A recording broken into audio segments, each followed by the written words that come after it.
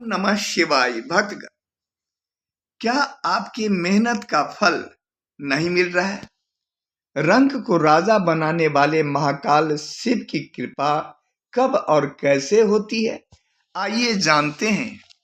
कोई भी व्यक्ति जब सच्चे मन और निस्वार्थ भाव से भगवान शिव की पूजा करता है तो उसके भाग्य को भगवान शिव बदल देते हैं।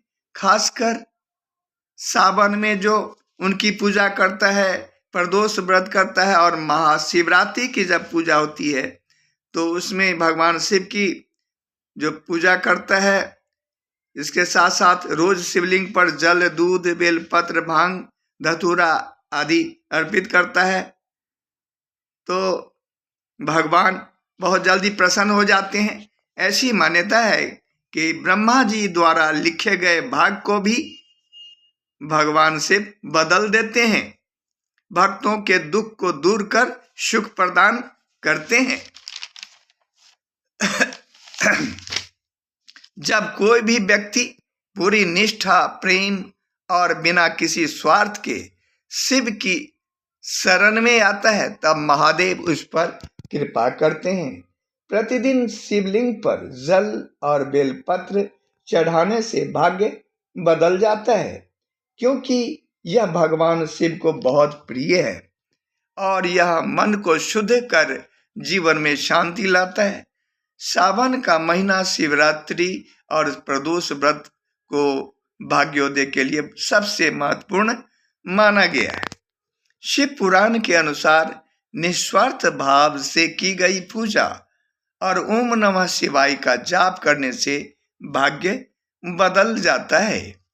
भगवान शिव भक्तों के कठिन समय को बदल देते हैं, उसके जीवन में ढेर सारी खुशियां ही खुशियां देते हैं। भगवान शिव को भोलेनाथ और महाकाल भी कहा जाता है।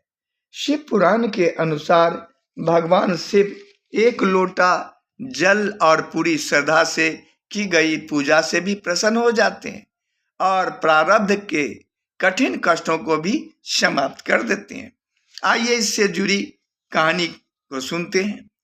एक समय ब्रह्मा जी ने जिन लोगों के भाग्य में सुख नहीं दिया था उसको शिव जी ने अपनी कृपा से उन्हें अपार संपत्ति और सुख दिया। यह देखकर ब्रह्मा जी आश्चर्यचकित हो गए। इसके बाद वे माता पार्वती से कहने लगे कि भगवान शिव मेरे द्वारा लिखे गए भाग्य को भी बदल देते हैं, इसलिए मैं भाग्य लिखने का कार्य किसी और को सौंपना चाहता हूं। इस पर माता पार्वती ने कहा कि भगवान शिव उदार हैं और वे प्रेम के वशीभूत होकर भक्तों का भाग्य बदल देते हैं। दूसरी कहानी है मृकंडू ऋषि की। उनको कोई संतान नहीं था। उनकी पत्नी का नाम था मरुदवती। दोनों संतान प्राप्ति के लिए भगवान शिव की कठोर तपस्या किए।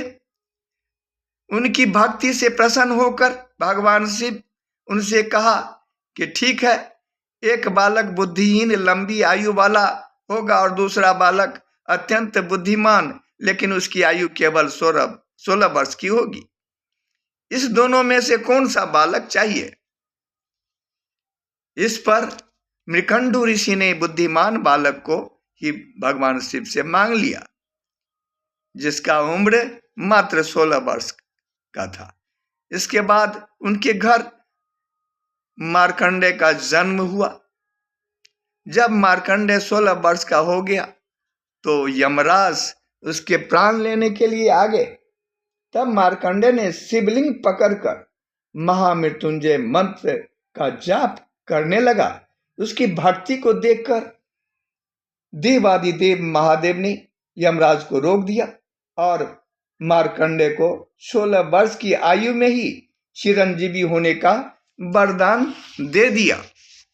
भगवान शिव निश्चल प्रेम और श्रद्धा से एक लोटा जल से ही प्रसन्न हो जाते हैं और मनुष्य का भाग्य बदल देती हैं।